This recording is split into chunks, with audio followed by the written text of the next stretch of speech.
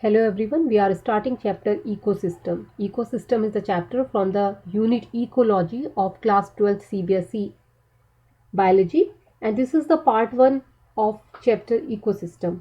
So in this video we are going to talk about the structure and functionality of an ecosystem. First of all, the term ecosystem was introduced by a British ecologist A.G. Transley. It represents the basic, fundamental, functional unit of ecology which comprises the biotic community together with its abiotic means non-living environment. So first of all, if we see in our surrounding, we see the living organisms, and these living organisms includes plants, animals and microorganism, right? And there are several non-living factors which are present in our surrounding. It can be climatic factors, these can be organic compounds, inorganic compounds. So what is an ecosystem exactly? In a community, the biotic components cannot live without interaction with the non-living components of an environment. So an ecosystem may be defined as a structural and functional unit of the biosphere which is comprised of living organisms and their non-living environment that interact by means of food. There must be the food relations, or we can define these terms better in terms of food chains. There is exchange of material and energy,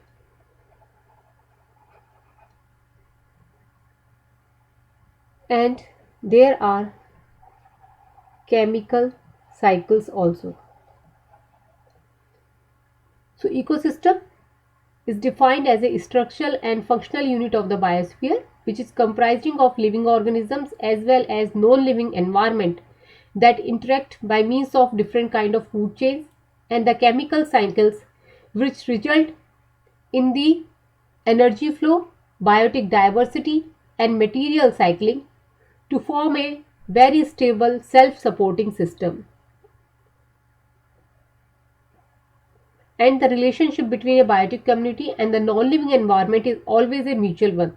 That is, not only does the environment affect the community, but the community also modifies the environment. So ecosystem is the functional unit of nature. It is a functional unit of nature where living organisms, they must interact with each other and with their environment. So ecosystem is not an isolated system or a closed system. It is an open system. Materials invariably move from one ecosystem to another system. As I said, ecosystem is comprised of two components. What are these components? These components are abiotic components and the biotic components. Living organism present in an ecosystem for the biotic components. Here it is given, and biotic components are further classified into two main groups on the basis of mode of nutrition. What I said the living organism present in an ecosystem, they form the biotic component of the ecosystem. They are interconnected by means of food, and food is a substance which provide material for the growth and development or the repair of the body and energy to sustain life. So thus matter and energy are transferred in the living world as food. So regarding the mode of food obtained to the organism, this basic biotic component is divided into three categories. One of the categories of producers, second is of consumers, and third one is of decomposers. So what are producer, what are consumers, and what are decomposers? Producer, they produce; consumer, they consume; Decomposers, they decompose. So producers are the organisms which carry out photosynthesis. Photosynthesis, simply the process of making food by plants in the presence of sunlight and chlorophyll. So what are the examples of producers? Plant, green algae and bacteria. They are also called autotrophs because they are making food by themselves. So producers, they are further categorized into two categories. One of the category is of photoautotrophs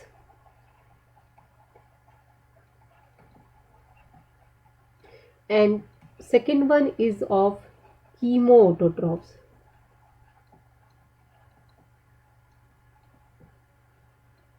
Phototrophs means the photosynthesis. They are preparing their food by photosynthesis. And chemoautotrophs, these include sulfur bacteria,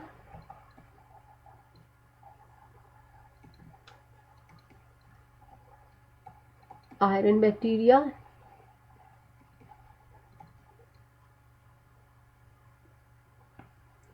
now second category is of consumers, the organisms, the living organisms which derive their food directly or indirectly from the producers.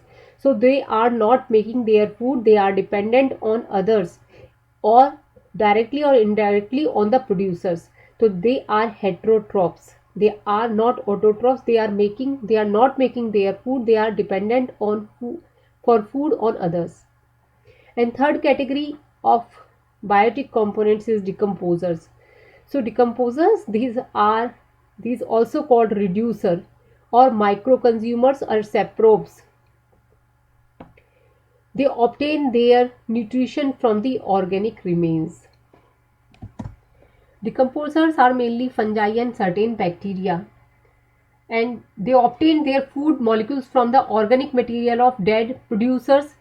Water producers, these are the plants, and consumer animals and their waste product. And in this process of extracting the nutrients and energy from these material, they decompose the later into the small organic molecules which they utilize themselves or into the inorganic compounds that are released into the environment for reuse as raw material by the producers. And these are also known as saprotrophs or the reducer or micro consumers. The examples need to remember. Now the consumers. Consumers are further categorized into three categories.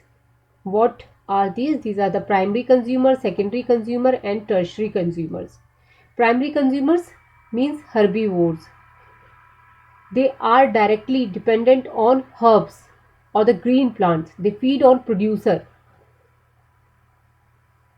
Example, protozoans, grasshopper, caterpillar. Secondary consumers, they are called carnivores or primary carnivores. They are dependent on herbivores. So they are the secondary consumers. Example are water insects, hydra, deer, rabbit, cattle, goat. These all are the example of the secondary consumer. And tertiary, which are dependent on the primary carnivores. Like snake eats frog, a bird eats all type of fishes. So they are called secondary carnivores and tertiary consumers. So these are the three categories of consumers. Here is the abiotic component of the ecosystem. Abiotic components, these include all non-living factors. Okay, these are the living. So non-living physical or the climatic components. This includes temperature, water, soil, light, humidity and pressure. Inorganic compounds like water, minerals, sulfur, nitrogen, phosphorus and atmospheric gases, oxygen, nitrogen, carbon dioxide, etc. Organic compounds, these includes organic substances present in the dead bodies of plant and animals. So these three categories, physical or climatic components, inorganic compounds or the organic compounds, all the three categories, these are comprising the component abiotic. Ecosystem can be recognized as self-regulating and self-sustaining unit of landscape that may be terrestrial or aquatic. Here the ecosystem, this can be a terrestrial ecosystem or a aquatic ecosystem. So terrestrial ecosystem which are present on land, aquatic which are present in water. So what these can be? Terrestrial, the example of terrestrial ecosystem, forest, grassland and deserts. These are the example of terrestrial ecosystem. The aquatic ecosystem can be either freshwater, ponds, lakes, or salt water. These are the type of aquatic ecosystem. The proper functioning of an ecosystem takes place through the following processes. So for a functionality of an ecosystem, these are the processes which are must to occur, or the proper functioning of an ecosystem takes place by means of these following processes. First one is the productivity, second one is the decomposition, third one is the relationship of producer and consumers. The next is flow of energy through different trophic levels, and the fifth one is the cycling of nutrients. We will be discussing about these different functionality or the processes through the functionality of an ecosystem governs in separate parts of this chapter. Species composition. It differs from one ecosystem to another depending upon geography, topography and climate. So the composition of species or different kind of species or the density of species in a particular ecosystem, it depends upon the geography of an ecosystem, the climate present in an ecosystem or the topography of an ecosystem. Each ecosystem has a biotic community which is composed of particular grouping of species. Maximum species composition occur in tropical rainforest. In tropical rainforest, because of the availability of the right temperature, the availability of the water by means of rain throughout the year, maximum number of species or different kind of species are present in a particular tropical rainforest. They are very dense and they have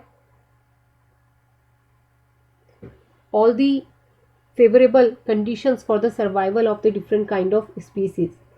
And coral reefs, minimum number of species composition can be seen in desert and arctic regions because they have less or unfavorable conditions which do not support the maximum species composition in desert and arctic region. There it is too hot, the climatic conditions are not good, hot weather, no water. In arctic region it is too cold. So the survival of a particular species or different kind of species is not possible in the arctic region or in desert also. Now here is a small subtopic, that is the stratifications. Stratification is layering of habitats within ecological communities, for example stratification of forest community and pond community. Actually this is also known as layering. If you take example of a forest, you may find there trees, yes, and there are shrubs, there are herbs, and there are mosses, and there are lichens. So in this we can see the trees are these, shrubs are these, herbs are these, mosses and lichens, these are at the ground. So it is vertical dispersion of species in an ecosystem is called stratification or the layering. Vertical dispersion of species in an ecosystem is called stratification. It is also known as layering. So stratification is layering of habitats within ecological communities. For example, stratification of forest community and pond community. In a forest, four different strata or layers are observed. These are tree, herb, mosses and lichens. The ecological communities can be better stratified both vertically and horizontally as species become adapted to their habitat.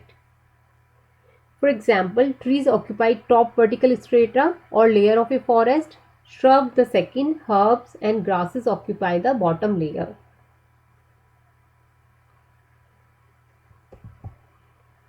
So here the example of stratification in a forest ecosystem can be better understood by means of this diagram. This is the ground layer, these are the herbs, these are the shrub, these are understory layer, canopy layer, emergent tree layer. And so there is a layering of vertical dispersion of species in the forest, the trees followed by shrub, then herb, then there is ground layer which include mosses and lichens.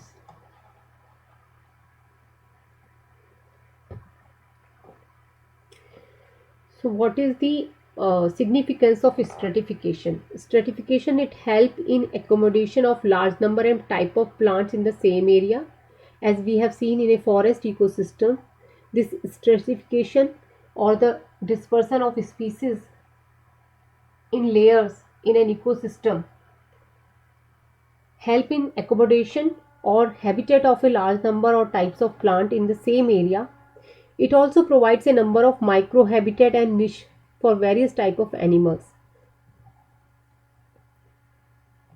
It is absent or poor where environmental conditions are unfavorable, like desert ecosystem have very few trees and shrubs. Because of the unfavorable conditions of environment or the harsh weather conditions, there are very few trees and shrubs in the desert ecosystem. As well, if we see the Arctic region,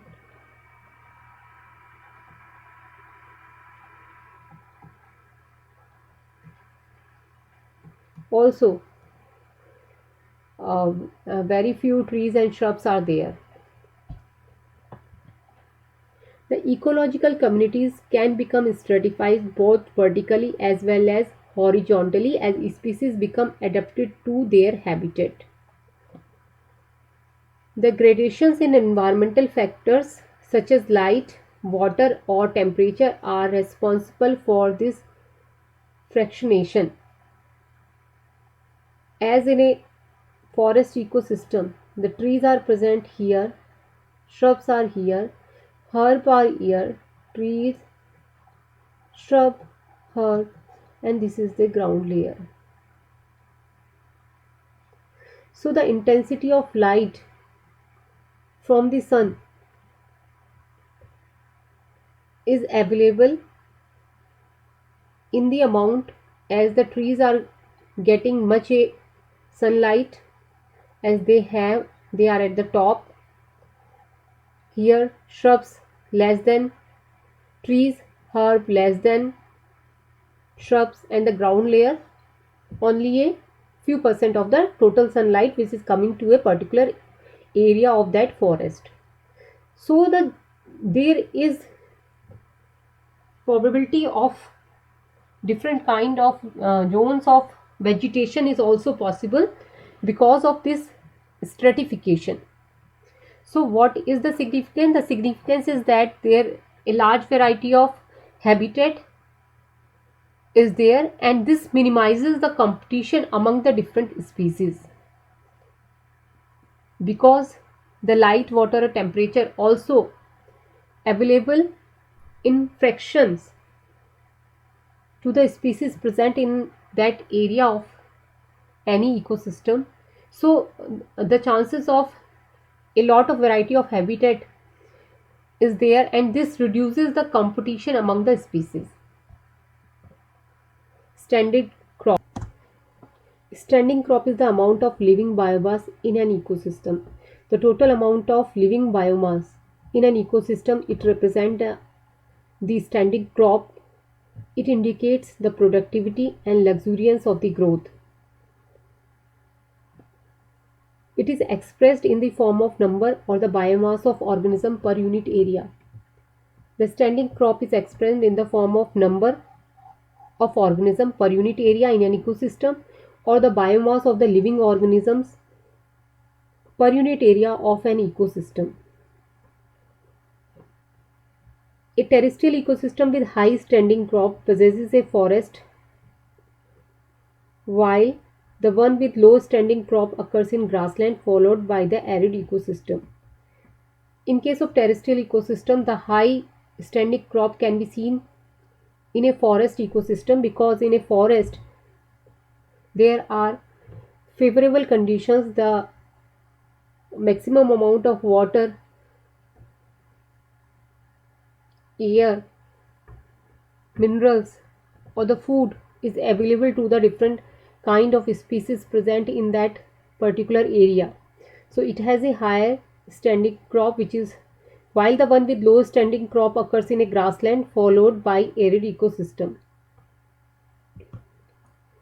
Standing crop, the amount of nutrients like nitrogen, phosphorus and calcium present in the soil at any given time is known as the standing state. That was standing crop.